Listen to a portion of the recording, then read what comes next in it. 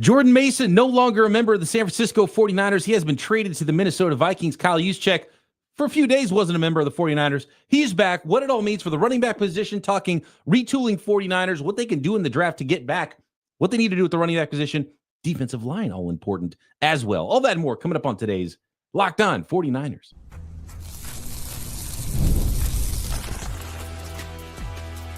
You are Locked On 49ers, your daily San Francisco 49ers podcast, part of the Locked On Podcast Network, your team every day.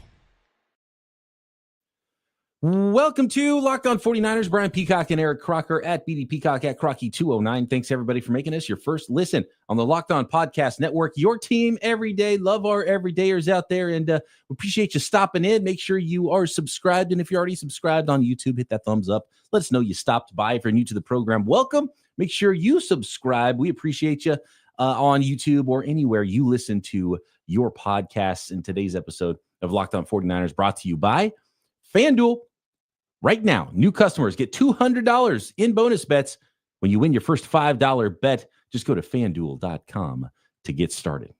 All right, Croc, more action for the San Francisco 49ers. And even when they bring a guy back, they still send somebody else packing. So we'll talk about Juice in a second. I want to talk about the draft and retooling and what this might change for the 49ers with some draft plans and how they build this thing back up after they've taken away some pieces early in free agency. But Jordan Mason, it was something that we had talked about, and it isn't a total shock that the 49ers traded Jordan Mason, giving him as an unrestricted free agent. They put the second round tender on him, which is about a little over $5 million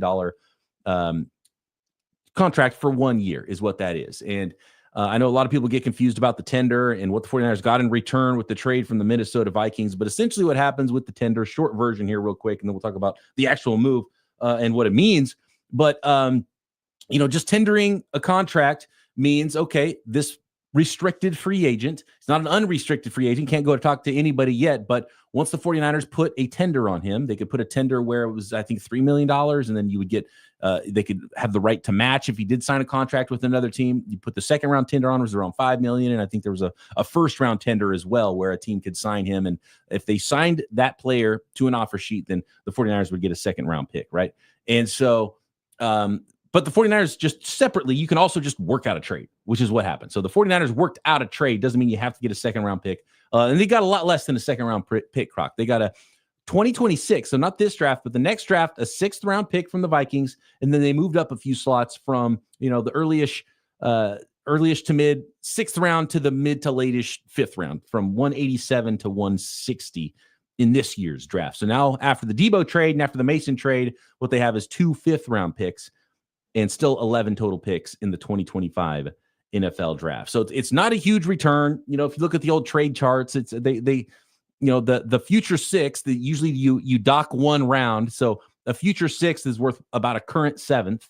The move up is about worth a seventh. So they got around maybe a sixth or a couple sevenths in total value as far as trading Jordan Mason, which is barely more than just not trading him away at all if they would have put the third round tender on him. So just as a trade by itself, the 49ers, again, got a little bit worse because Jordan Mason, Croc, was their best running back last year. He was their leading rusher, and he was among the league leaders when he was the full-time guy for the 49ers last year with Christian McCaffrey out, and he's been a really good player.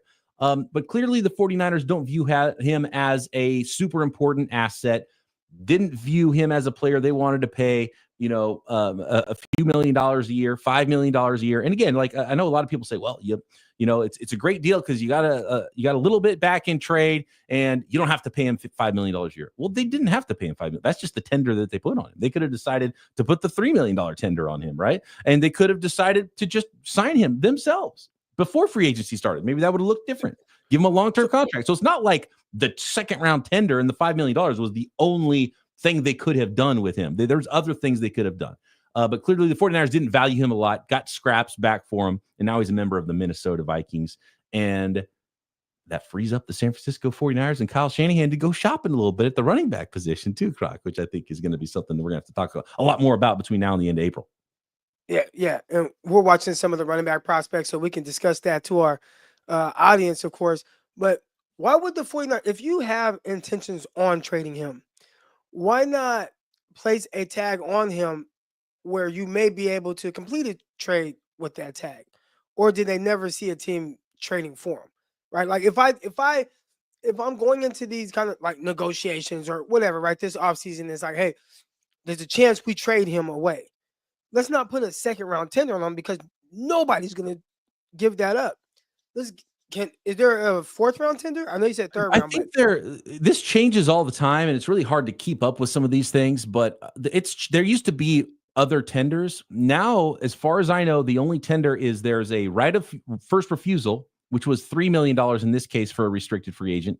And so they could have put the $3 million tender on him, and then they would have the right to agree to whatever contract he agreed to with another team. They could match that, but you don't get any return if he goes somewhere else. So you get nothing back. Or it's a second or a first. And the second is like $5 million and for the 1 year contract, and the first round tender is like $7 million or something like that for the 1 year contract. So there's nothing in between. I think there used to be a different tender where you could slap a fifth round on them. And that's probably what they would end up doing if that was the case. But yeah, so it was either you get nothing back or you get a second rounder back, or you just have to figure out your own trade, which is what the 49ers did. And, clearly he wasn't part of their plans, and they don't think that it's going to be a big loss. And it was, they didn't get a lot back. Like they let their best running back from last season go and got almost zero back just to not have to pay him anything this year. And that kind of tells you where they're standing, because again, they got a little bit worse. I don't know how big of a asset you think Jordan Mason was, but I think in the big picture, he was certainly worth keeping around for $5 million for 1 more year, or maybe a 2-year contract that could have, lowered the number a little bit or something like that. Because, with Christian McCaffrey's injury history, with Garendo's injury history, and with how good of a pure runner Jordan Mason is, he's a nice player. And so they viewed the Garendo and whatever's coming in the draft, probably Patrick Taylor, as a group of backs where they're like, yeah, if Christian McCaffrey's healthy, we're not going to give anybody else the football anyway. So why are we going to pay a backup running back $5 million is, I think, the way that they looked at it. And we've seen that before with a healthy Christian McCaffrey. Nobody else sees the field. Yeah, definitely not getting that kind of money.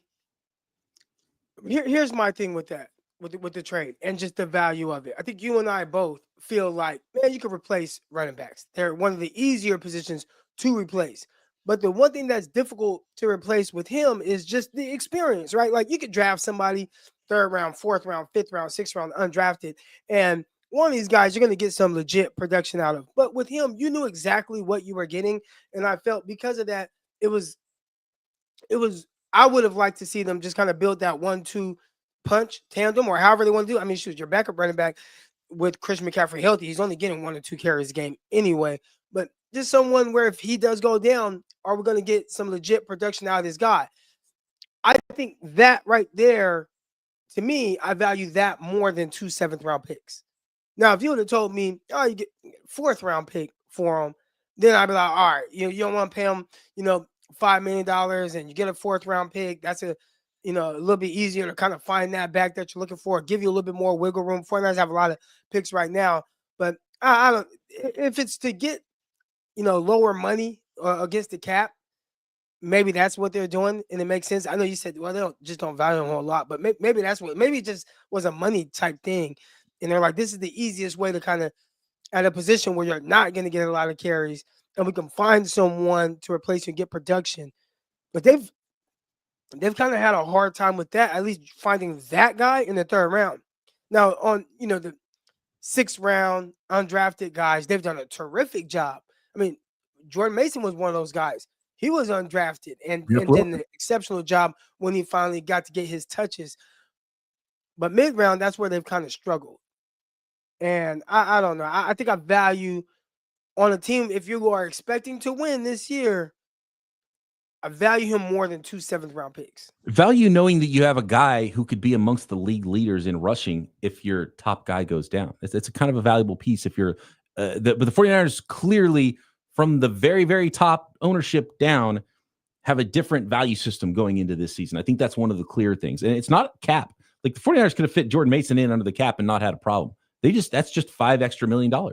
And it happened at with the similar timing of them bringing back Kyle Juszczyk. And the money was kind of close. So I wonder if it was one or the other. It was like, okay, well, let's we value what Juszczyk brings more than we value what Jordan Mason brings. If we can find a trade for Jordan Mason, we'll do that, and we'll bring back Kyle Juszczyk. And it feels like that might have been one of the factors in all of this as well. And obviously hoping Christian McCaffrey is going to be that guy, liking what you saw in the second year running back Isaac Arendo, knowing it's a good running back draft. And that's another reason why they probably didn't get more for Jordan Mason. There wasn't a lot of teams maybe bidding. It was because it is a good running back draft. And why would a team give a fourth round pickup when they think they could probably get a rookie version of Jordan Mason potentially in the fourth or fifth round? So that's why the 49ers ended up getting what they ended up getting for Jordan Mason. It doesn't make them better, but how can the 49ers get better, Croc? How can they replace Jordan Mason?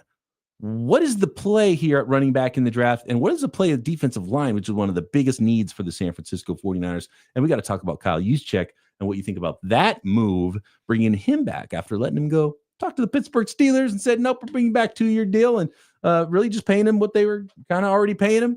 Anyway, Kyle Juszczyk, running backs in the draft, defensive line in the draft, coming up next.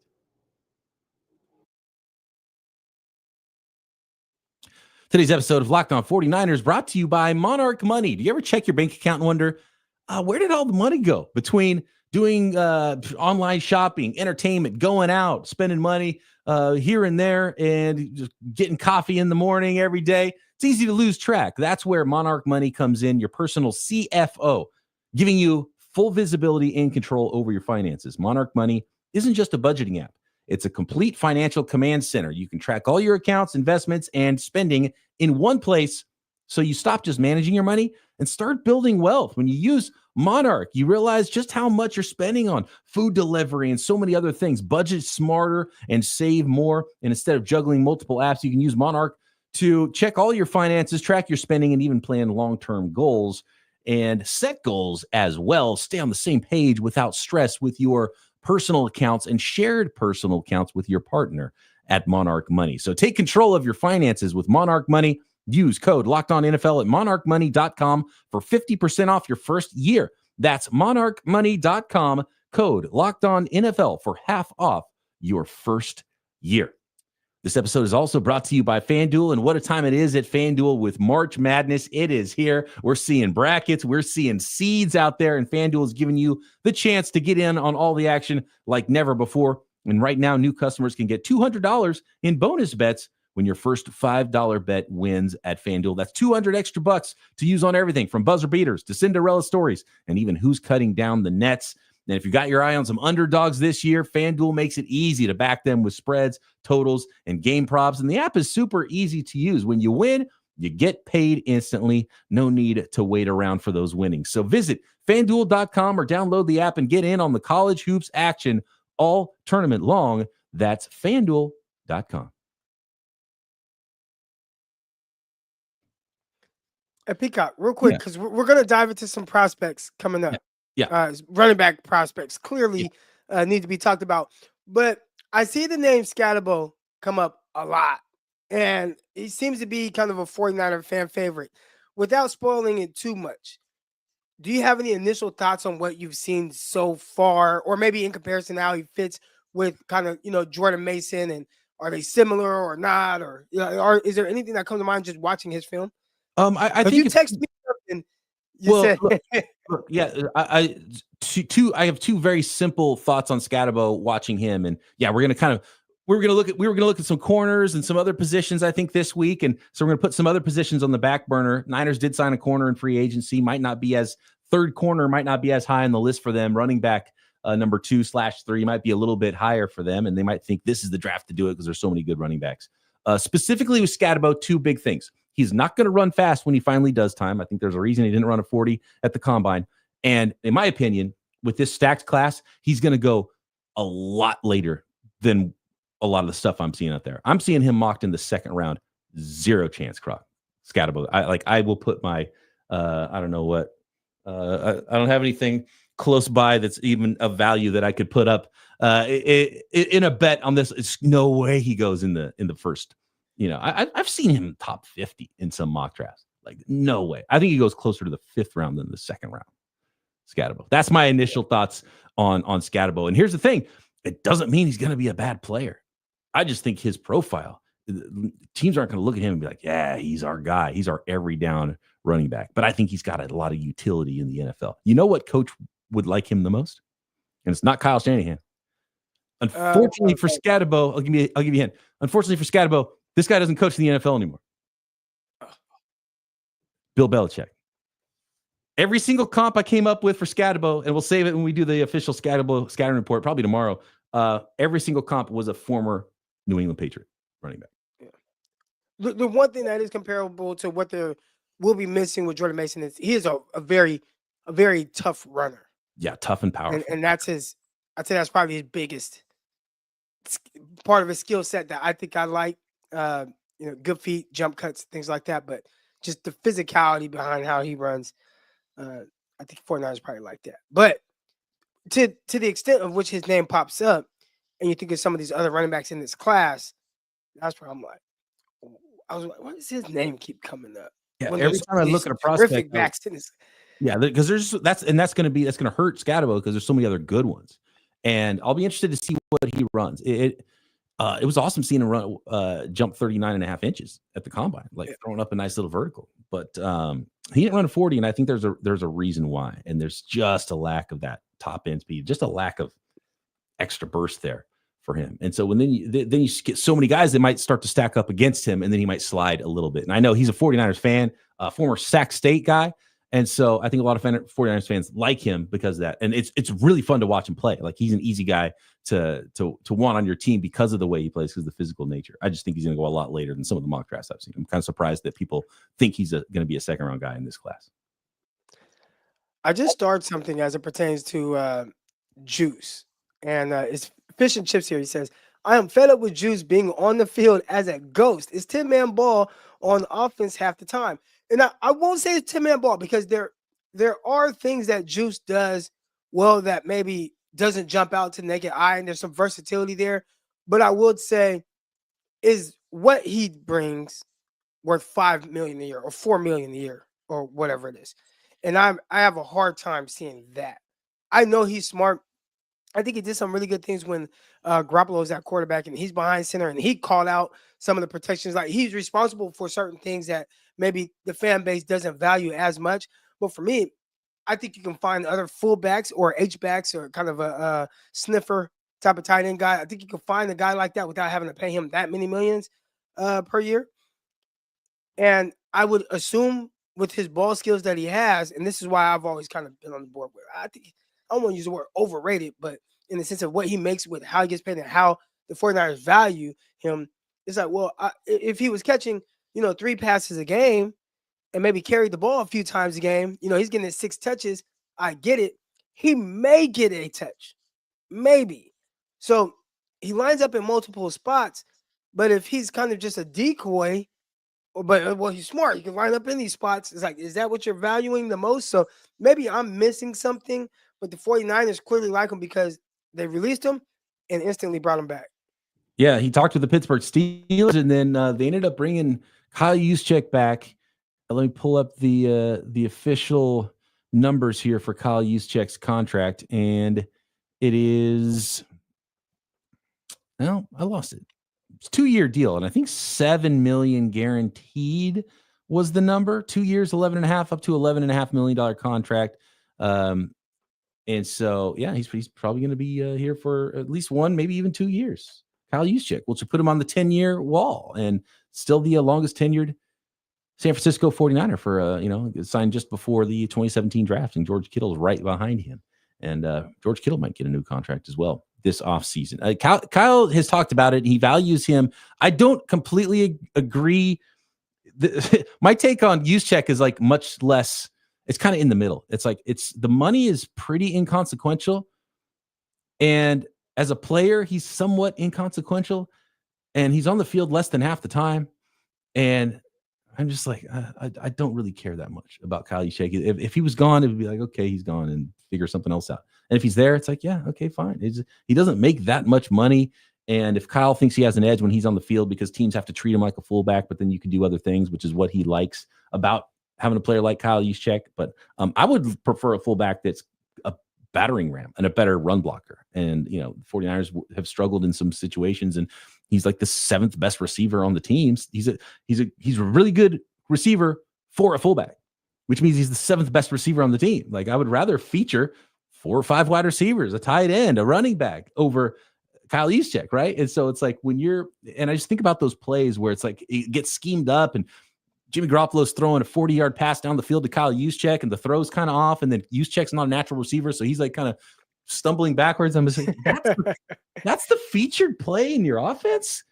That's kind of the frustration with me. And so I get that Kyle probably, and there's probably more advantages that we don't even see, Croc, even though you said that there's stuff that there's clearly things they value with him that they value from the naked eye we don't value as much. Like, that's very clear. And I'm pretty sure anyone in the huddle or anyone on that roster, they would tell us that. But I feel like you and I, we don't gotta be in the huddle sometimes to get certain things right. And we have someone in the chat right now. I feel like he got this right.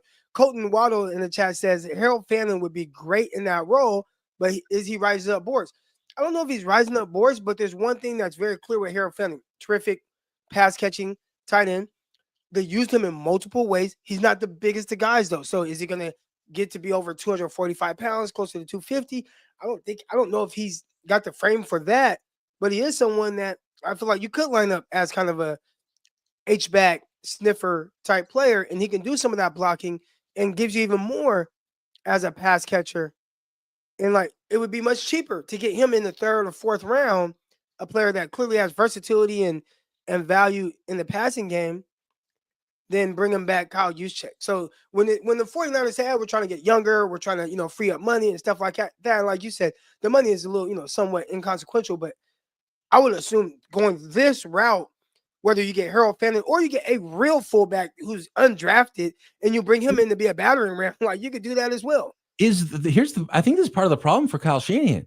He's like, well, this is a great running back class. We could probably replace Jordan Mason easier than Kyle Juszczyk because fullbacks don't exist. Like, every time we talk about replacing a fullback, we talk about a tight end because, like, name a college football fullback. I can't name a single who would be a fullback. I can't name one. So it's like you're talking about H-backs and other stuff. And Kyle's probably like getting really worried. He's like, oh my God, dude, once we don't have Kyle Juszczyk, there won't be a fullback. We'd have to create our own that comes from a different position. What you do is you do what, I don't know, the Los Angeles Rams have done. Is like, well, we'll just go 11 personnel, right? We'll just go more 3 receiver, 1 tight end, a running back. And they've used Cooper Kupp a lot in a run blocking game, and he's kind of a physical guy that does that. 49ers have Juwan Jennings, who you already think is the 49ers tight end too. Yeah. There's like, there's ways to still be able to get some of that run action, especially with a guy like Juszczyk, who's not a battering ram fullback. Kind of like, okay, let me get in the way a little bit here and kind of fill this gap. Juwan Jennings takes just as much pride in blocking. Now he's blocking more corners and nickels than he is linebackers, but I don't think he's a guy that can't do it. So I don't like to criticize Kyle Shanahan in his coaching. He gets paid the big bucks for a reason. But I think sometimes he can overvalue something a little bit more than other people typically would. It's a wrinkle that he just really loves and doesn't want to lose it. I got one more note on that. Something you just reminded me of, Croc, with we're talking tight end, talking fullback there. And then let's talk about the draft and how the 49ers can start to fill some of these holes they have created to start free agency next. The NCAA tournament is here, and so is the bracket breakdown. Locked On Podcast Network and Amazon Fire TV channels are teaming up to deliver NCAA tournament coverage like never before. Watch studio shows featuring former players and Locked On's local experts as they guide you through every upset, buzzer beater, and bracket matchup. Stream it all for free on Amazon Fire TV channel. Search Bracket Breakdown to see it all for free. It's your team every day. Hey, Croc, can you tell us what it's like so it's draft season, it's bracket season. Can you tell, like, us nobodies, us peons out here, can you tell us what it's like to be a bracket champion? Can you tell us what it's like to be the number 1 pick in a draft, both of which you have done over your illustrious career as a player and an analyst, Croc, winning the 49ers media bracket that Rob Guerrera has done the last couple of years. You were the champion, the number 1 guy, still mad at Rob for putting us against each other so early. Yeah. I think it's rigged. I want to see us in opposite divisions so we can meet up in the finals, no doubt, Croc. But also the number 1 pick in the draft, Croc. Not the NFL draft, but the AFL expansion draft, right? But I mean, that's pretty cool. That you should put that in your bio. Bracket champion, number 1 pick in the draft. People can't say that, and I don't know if there's anybody that can say both those things. Yeah. Okay. So the number 1 pick in the arena draft was funny because I didn't even know there was a draft.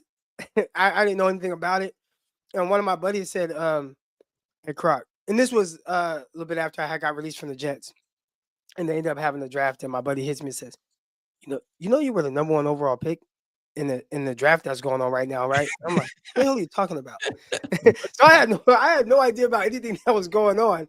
I was like, "Oh, okay. Well, I guess I'm going to Portland." You didn't go like walk on stage and hug a commish and put a hat on or anything? Nah, nope. And in the arena league, you barely get equipment as it is. I don't even know if they have enough money to give me a hat. Oh man, that's awesome. A quick note on Juice, and you brought up Jauan Jennings, and I think it's interesting because I think it's such a big thing for Kyle Shanahan to have those little advantages and to be able to play chess with the opposing defensive coordinator, knowing that if you put a certain player on the field, that they have to treat that player a certain way, but then you can use him another way and gain a little bit of an advantage. And I think that's a lot of what the utility is for Kyle Juszczyk, for Kyle Shanahan, and why he likes having Juszczyk on the field. First of all, he's smart, and sometimes he actually helps people get lined up. And he's valuable in that regard. He can block, even though maybe he's not the best, lead blocking fullback in the NFL. He can catch, even though he's not necessarily a dynamic receiver, but he can just do a lot for you when he is on the field. And the opposing defense has to treat him like a fullback, and then you can play off of that. And then with Jauan Jennings, he's almost the exact reverse of that.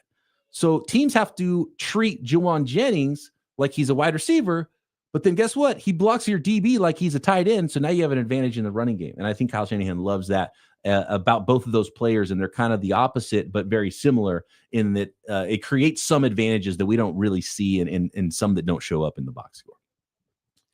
Now, I'm looking at some of the stats because you just said, "Oh, there's Kyle, there's wrinkles and different things, and he wants to be able to do this, so he has them out there." And it's like, well, in the other wrinkles, you don't use them, so or maybe once a game. And I don't feel like, think about it.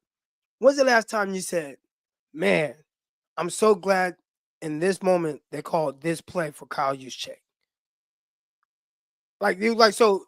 Yeah, maybe that's a wrinkle. I don't know how impactful it has been being able to throw him into a wrinkle and use him in that way. He's not some awesome short yardage back. They hardly ever hand him the ball either. I think he only had 200 yards on the whole season, right?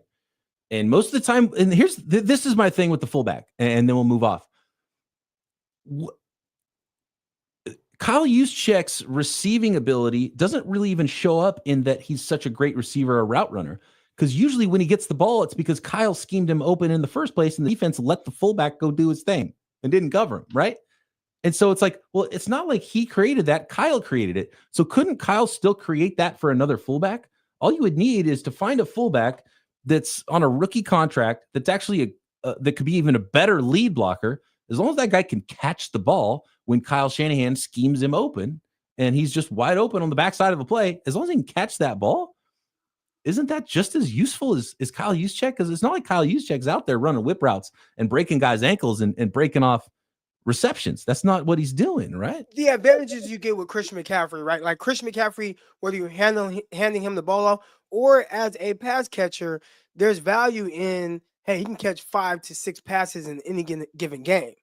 And he's going to he's creating the separation. He's making it to where, hey, I'm an easy target to get, as opposed to Kyle having the scheme, Christian McCaffrey. And that's what you're saying. Well, you can kind of put anyone in that role and do things to where we sneak you out, Kyle Juszczyk. I don't want to be too hard on him, but it does feel like for a team that's trying to cut back in a lot of different areas, the one position where it felt like you were moving on or you were going in a different direction, you're like, now let's bring them back. And it's just kind of hard to wrap our heads around exactly why and what the benefits truly are. And it wasn't super shocking when they released Kyle Juszczyk. It's like, well, yeah, that's a quick way to save a few $1 million on a fullback who's not even on the field half the time. I think he's 42%, something like that usage for the 49ers offense. So 49ers will add a running back probably in the draft now, Croc, right? And so we're going to do some scouting reports on specific running backs coming up here on the show as we build our big board for the 49ers draft. What round, ideally? Where are you drafting a running back right now, Croc? If you said, okay, this is the round to draft a running back. A couple years ago, the running back that went to New York Jets out of Iowa State, Breece Hall. Yeah. I would have taken him in the second round. Now, I'm not a guy that's super high on taking backs high. I feel like you can get guys, especially with the 49ers. They have gotten guys that, undrafted who can contribute in this offense and they can run well and they do those things. But I thought Breece just, as not just a runner, but a pass catcher and all the things that he brings, second round guy. And then in the third round, they drafted a running back. And I'm like, well, why'd you draft that guy? Right. So if it's the right guy, and this is a guy that you feel like you're going to lean on being a big factor in your offense, draft him second round. That's fine. Yeah, draft him third round. But they're drafting these guys that it feels like they are kind of, not gadgety is not the right word, but they're drafting these guys high, and they're still kind of pigeonholed to being a very specific type of player, like Trey Sermon. I feel like he was very specific. Ty Davis Price, very specific. And then it's like, oh, it doesn't work. Well, it barely worked for those guys in college. Like, they weren't like these great dynamic backs in college, and they're not going to get more dynamic when they get to the NFL. They're going to get less dynamic because of how much faster and how much more athletic defenses are. So, again, I wouldn't mind a guy like in the second round, but let it be the right guy. And there's some running backs that we're going to talk about that I really like, and I like their ability. Now, I've watched a few guys. We just kind of got on that, like, hey, we need to start watching these backs. But I know this is a very deep running back class, and I can't wait to look into some of these guys, because there may be a guy that's, fourth round, fifth round guy, and I'm like, well, I really like his. If you're able to get this guy in the fifth round, then maybe bringing in an undrafted guy, which they do well with, awesome. Like that's a good fit. But if there's like a guy, like the Hampton kid, yeah, and we'll get into him, and he brings certain things where I'm like, ooh, I could see, man, that's the DeMarco Murray right there. And that's kind of, so here's to me, if you're really trying to cut money, and then you're like, man, this is a great draft. You could draft, like, say, the next Breece Hall at pick 43 in the second round if you would have traded Christian McCaffrey, not traded Jordan Mason. That's kind of where I'm at, because then you have Mason and Garendo, complementary guys, and then let's see which round that one running back kind of pops for us, and then we'll really save some money. Because right now, if you want to save cash, Christian McCaffrey, I think, is number 3 on the list for cash this year. And are they able to trade him? Yeah. Hey, my philosophy. That's another thing that McCaffrey. If you thought, oh, maybe McCaffrey could be on the move after trading Mason, they're clearly not going to trade Christian McCaffrey. Definitely not. But I'm all for getting rid of a guy a year too early as opposed to a year too late. And I've talked about Bill Belichick. I've gotten a little pushback. There's another player where I'm like, I probably would start. I want him to be a Niner forever, but the business side of me is like, don't say it, Croc. Don't say it. I ain't gonna say it. But with Christian McCaffrey, I don't even know what his value is to the league right now, because you just don't know, for all the reasons why, we felt like even trading for him was kind of a little risky, right? Just running backs, they tend to kind of fall off this cliff really fast. The injuries start piling up out of nowhere, and we're has got some great years out of Christian McCaffrey. Also, it was a year and a half. That was amazing. And then it happened. Boom. And if there's any time to get rid of him where there's at least some unknown to what he is, and you want to do it a year too early as opposed to a year too late, it'll be right now. It might already be a year too late, Croc, on Christian McCaffrey. Last year was the year too early.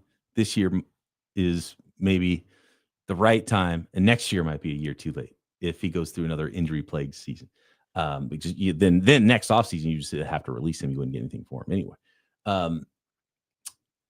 But let's hope he's healthy for the San Francisco 49ers. So let's say the Niners spend one of their 2 fourth-round picks on a running back, and like they did last year with Garendo, And let's say in the first round, they draft a defensive tackle, even one that's like, okay, who's for sure going to be there? Kenneth Grant, he'll probably be there, right?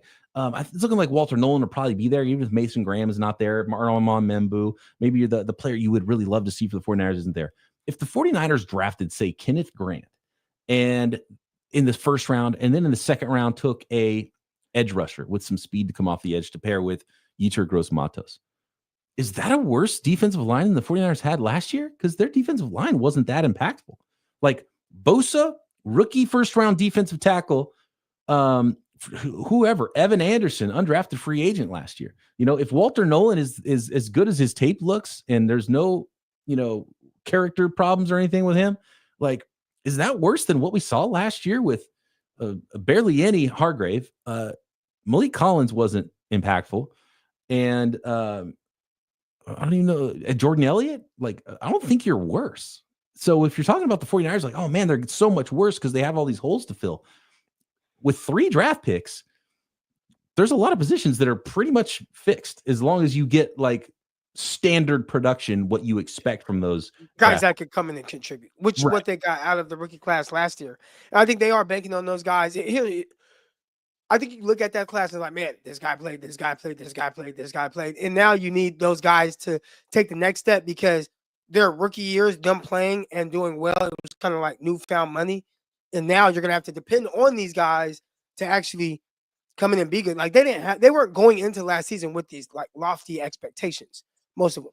And now, Ronaldo Green, there was Travarius Ward. He was all pro Ward and Diamador Lenore, and he's playing well. And it's like, okay, yeah, we drafted him at the end of the second. We like him. Oh, okay, you started, you played. Now coming into this season, high expectations. Malik Mustafa, 4th round safety or 5th round safety, whenever he was drafted, you come in, not these high expectations. You got Jair Brown, you got Talanoa Funga. Oh man, hey, Rook, you're gonna have to play right now. Play 6-win team. It was kind of, again, found money. But now heading into this year, you're going to need more than just, hey man, they played and did some good things. Like, let's go. Now it's like, all right, dude, you're not a rookie anymore. You're a veteran now. And we need you guys to play like it. We got to win more than 6 games. And Hufanga's gone, so you better play because the other guy's not here anymore. Yeah, and so it starts. Juan Thornhill's not good.